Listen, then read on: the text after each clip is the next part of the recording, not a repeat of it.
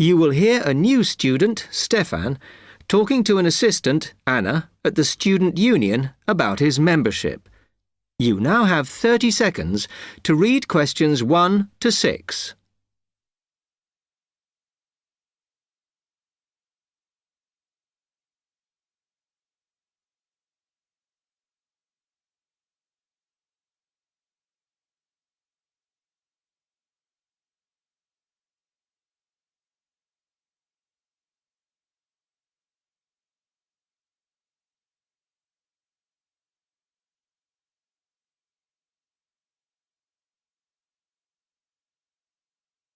Hi, can I help you? Yeah, I hope so. This is the first time I've been down to the union. I'm a new international student, and I just wondered what to do. Oh, right. Well, normally we ask international students to fill out this form, and we put your details on the wall by reception. Then other students can contact you. It's a way for everybody to get to know each other. It can be a bit lonely otherwise. Oh, I see. What's your name? I'm Anna, by the way. It's Stefan Unger.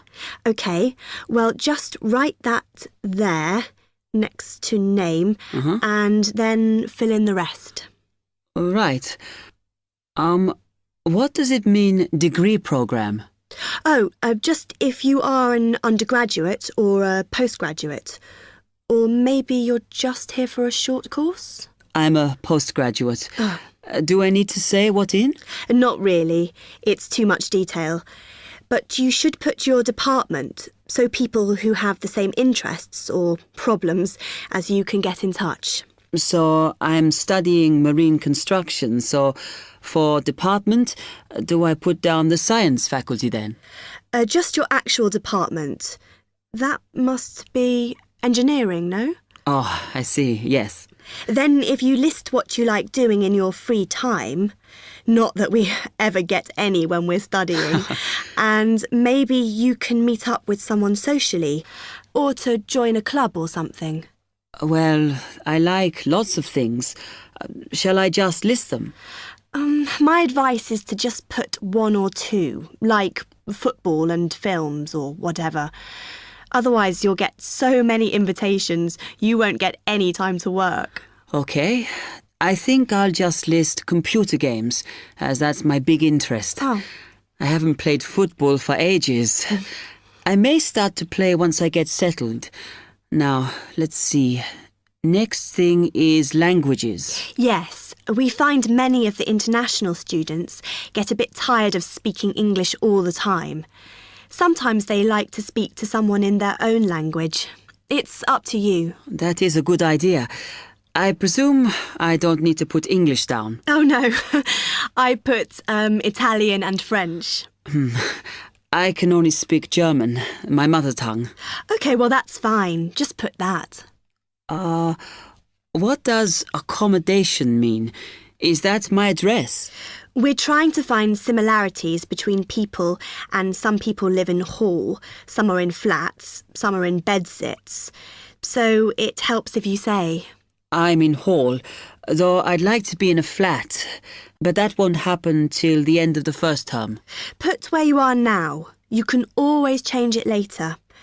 Then finally, just put your phone number. I haven't really got one. I haven't sorted out a mobile yet. Well, it's going to be difficult for people to contact you then, isn't it? Why don't you put the union one and we'll take messages for you? OK. It's 02950 659 003. Have you got that? Yes. OK then. You now have 30 seconds to read questions 7 to 10.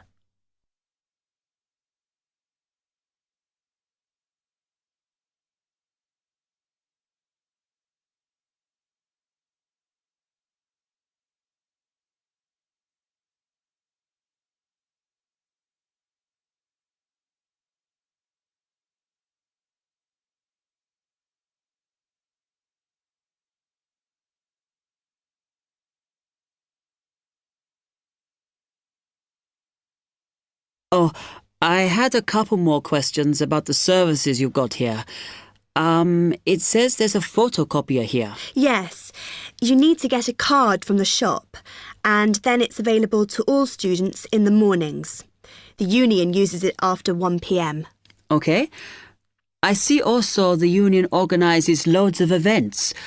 Are they always held here in the union building? It looks big enough.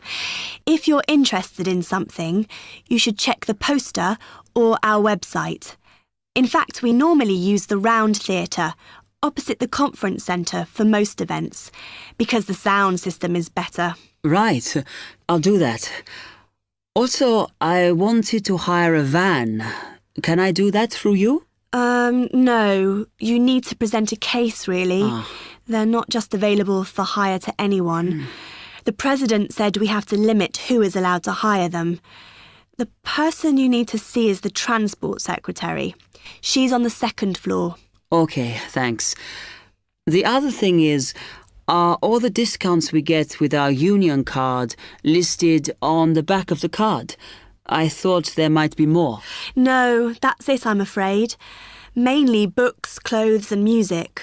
Though we are currently negotiating to get one on newspapers, so that should be valid from next term. Okay, thanks a lot for your help.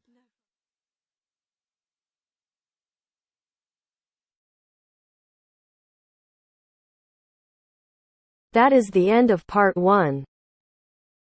You now have half a minute to check your answers.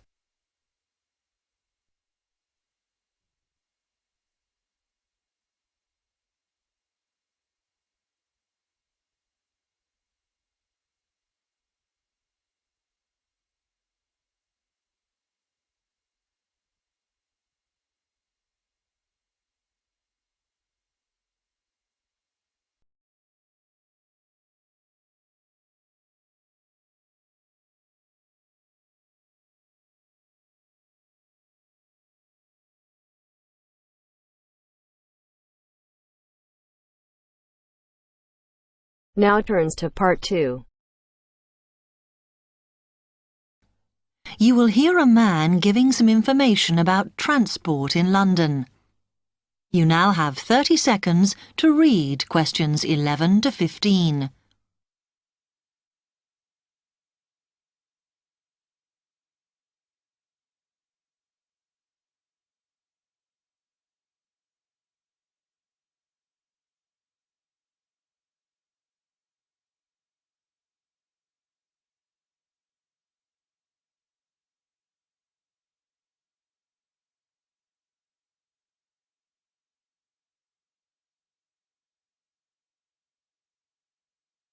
Hello, can I help you? Yes, I was wondering what the best way was for me to get around London.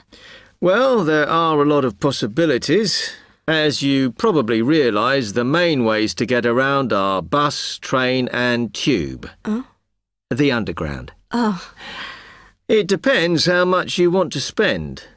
All forms of transport offer special tickets, such as cheap day returns on the trains and so on. Overall, you'll spend less on the bus, as it operates on a basic flat fare for each journey.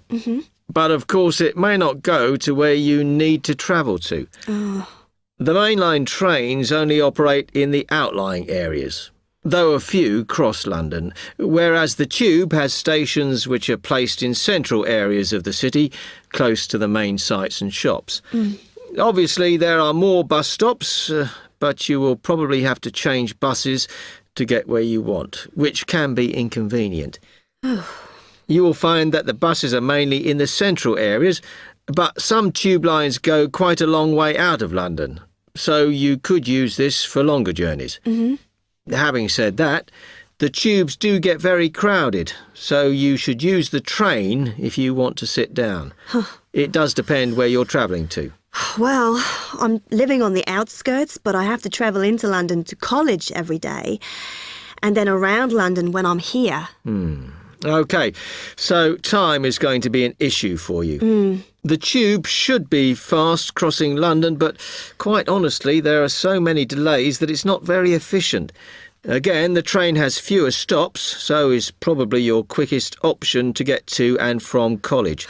Of course, which service you use might depend on how frequent it is. I mean, the trains might only be every 20 minutes or whatever, but a timetable is published to save you hanging around.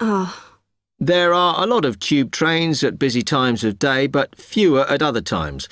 Whereas the buses run every 5 minutes through most of the day, and there are night buses. But you'll need to check out your route first. You now have 30 seconds to read questions 16 to 20.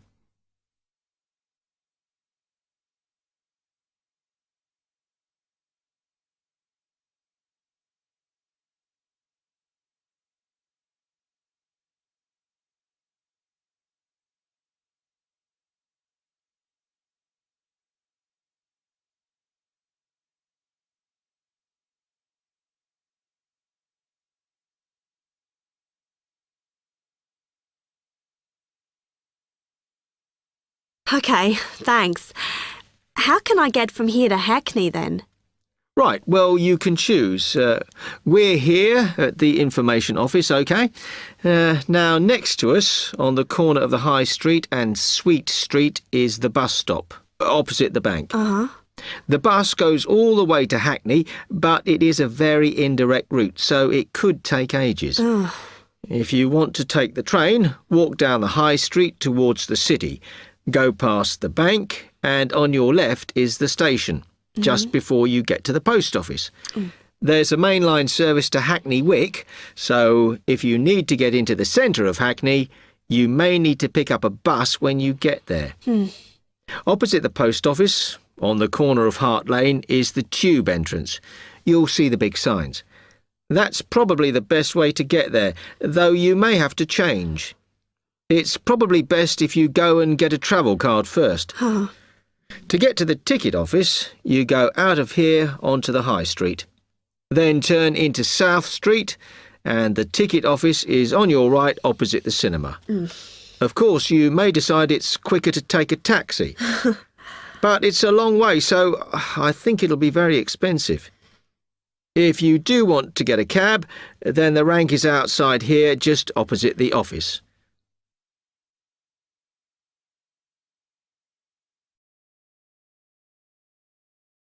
That is the end of part 2. You now have half a minute to check your answers.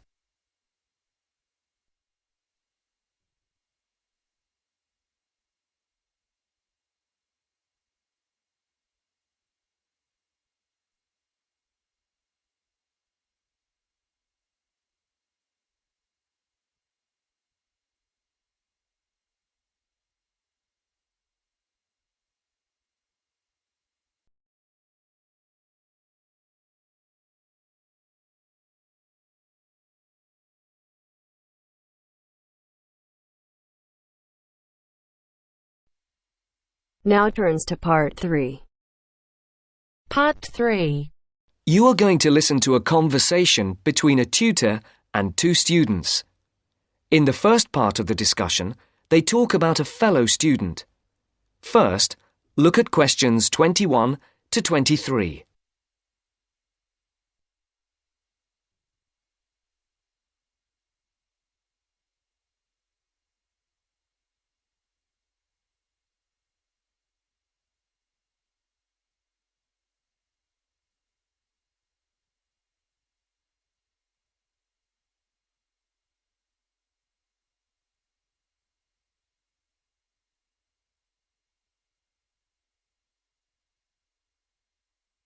As you listen, answer the questions. Write no more than 2 words for each answer. Francis and Steve, hi. Now, before we start the tutorial, am I right in thinking that you haven't heard about Lorraine? No. What about her? She's already left. What? Well, she hasn't told anyone. You sound surprised. Weren't you half expecting it? Yes, but she could at least have told us, though. We've been on the course together for the past 3 years, and it would have been nice to know. She always was the sort to keep herself to herself. Yes, I know what you mean. Did she give any reason? Well, she got that job. What? Yes, and she's been given permission to leave, as there's only a week to go before the end of the course. But she'll be back for the exam week. Oh well, we'll just have to catch her on the mobile after the class. She's gone back to Wales first. Oh dear. We'll get hold of her on the mobile. She did say that it might not be possible to contact her for a couple of weeks. Oh, OK. If that is what she wants. Before the conversation continues, look at questions 24 to 30.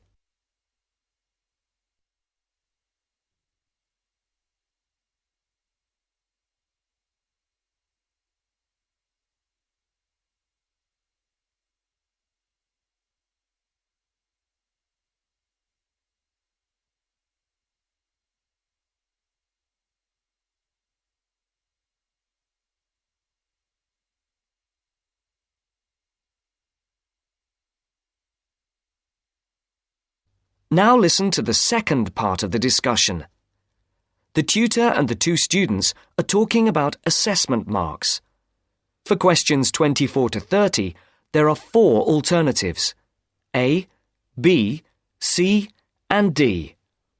Decide which alternative is the most suitable answer and circle the correct letter. Right, to work. We're here to look at your assessment marks for your coursework. I take it you haven't seen them yet? No. Not yet. Well, you'll both be pleased. In fact, very pleased. Yes? Francis, you have come out with the top mark in the year. Oh. You have, in fact, got a starred first. Wow! Aren't you pleased, Francis? Yes, I'm just speechless. And, what about me? Well, Steve, you got a first as well. I don't believe it. You might have done even better, but there were a few faults with the 5,000-word project you did on traffic management. And what about the book review we had to do? Yours was, I can safely say, the best we have ever had. You're kidding. I'm not. In fact, you have won the departmental prize for the piece. It's a pity, really, that your project wasn't of the same calibre. It's still not bad at all, though, is it? It certainly isn't. What do you think were the faults with your project? I just wasn't very happy with the conclusion, and I got myself in a bit of a twist with the argument about road pricing. By and large, your overall conclusions were okay, and I would say that your thoughts on road pricing were quite original. The problem was more with the actual end. It was a bit disappointing. You started off well, but then it ended rather suddenly, as if you got fed up with it. Yes, I did kind of stop fairly abruptly. I couldn't think of much to say, even though I knew it was important. Yes, that section needed a bit more work on it. But, as I said, by and large, it was very good. And, Francis, your project was excellent. So much so that we think you should take it further, and perhaps do a PhD, or at least an MPhil. What do you think? I hadn't really thought about it. I've just been concerned with getting through this final year and getting all the coursework and exams out of the way. I can understand that. But I do think that you ought to consider it seriously. If you perform as well in your exams as in your project work, you're on course for a first. Do you think that I'd get funding for it? Well, any grant will be discretionary, but you have as good a chance as anyone else. I'd even say a much better one. If you do get a first, it'll be the only one we've had in this department for 3 years. And I'd be happy to be your supervisor. Thanks. I'd like that. Do you think I should start applying for it now or wait until after the exams? I think you must really start thinking about it as soon as you can. And Steve, what about you? Have you thought about going on to do research? I have thought about it, but I have a job lined up if I get a good degree. And quite honestly, I am fed up with not having enough money to do the things I would like to do. I can understand that. Is there anything that either of you would like to talk about? Yeah, I have a couple of things I'd like to ask, if you don't mind. OK. We have roughly 20 minutes left, so, Steve, would you like to go first? Right.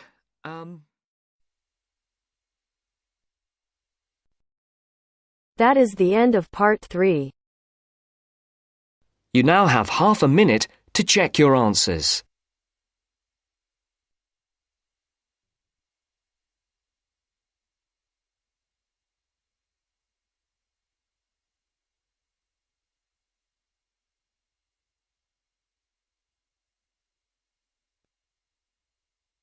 Now turns to part 4. Part 4. You will hear a lecturer talking about the importance of laughter. First, you have some time to look at questions 31 to 40 on page 131.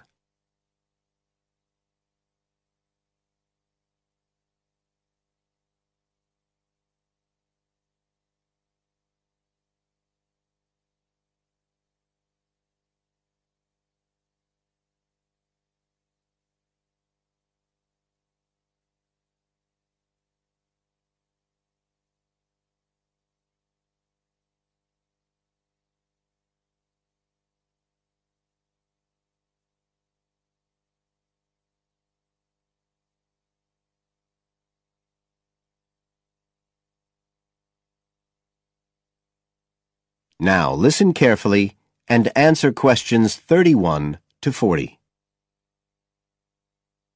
Good afternoon, everybody. And in our second talk on social psychology, I want to look at the role of laughter in our lives, something that usually gets everyone smiling from the start. So, first of all, I'll start by looking at the actual nature of laughter. Well, when someone laughs, you've got movement of the muscles of the face and the chest, and you've got sound formed when the air's forced out of the body as part of this process. So we're talking about a physical activity. But obviously, other things are involved as well. And this is where it gets more complicated. Laughing isn't something that you normally decide to do, so it's not voluntary behaviour like ordinary speech. Instead, it's regulated by our instincts, rather like the singing of a bird or the roaring of a lion. And once you start to laugh, it can be quite hard to stop. That's not always under your conscious control either. But why do we laugh? Because we find something funny, most of us would say. But in fact, it appears that laughter has little to do with jokes or funny stories. Only about 10% of laughter is caused by things like that. One suggestion is that human laughter may have originally started out as a shared response to signal relief at the passing of danger. And it's true that even these days, laughter's rarely an activity carried out by an individual on his or her own. In fact, people are 30 times more likely to laugh when they're with other people than when they're completely alone. Laughter still seems to be a kind of social signal. It occurs when people are in a group and they're comfortable with one another. And it seems likely that laughter can result in the creation of bonds between the people in the group. And it's precisely because of this social aspect of laughter that people like public speakers and politicians often try to get their audience to laugh. It encourages their listeners to trust them and to connect with them. But this kind of thing, controlling the laughter of a group that is, indicates that there's a link between laughter and power, and this is supported by several studies that indicate that bosses use humour more than their employees. And research has also shown that female listeners are likely to laugh much more if the speaker is male, so it appears that there are gender issues associated with how much we laugh. I should also point out that laughter can be used as a negative signal as well as a positive one. I think we've all probably seen evidence of a group using laughter to exclude someone, to emphasise that they are not accepted. So it's not always a positive type of behaviour either. So what all this goes to show is that laughter is a very, very complex issue.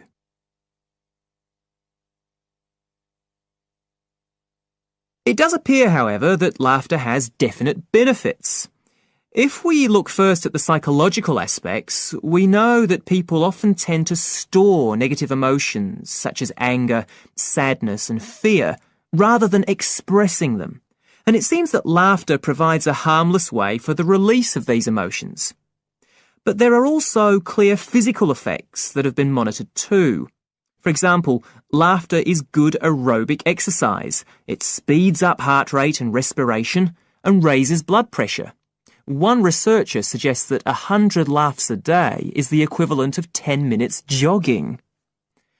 Laughter also helps prevent the stress that so many people suffer from today, which results from the faster pace of life and all that goes with it. It does this by reducing the levels of hormones in the blood which are caused by stress. And in addition, it is known to increase the levels of chemicals that protect the body from infection or pain, and so it helps to boost the immune system. One interesting study showed that people who had had surgical operations asked for fewer painkillers if they'd been viewing comic films. In fact, research has even shown that the quality of dreams can be positively affected by laughter. A good laugh 10 minutes before going to sleep can prevent you from having bad dreams and give a much more pleasant and restorative night's sleep. So there's now little argument that finding things funny and enjoying a good laugh is extremely beneficial to us all.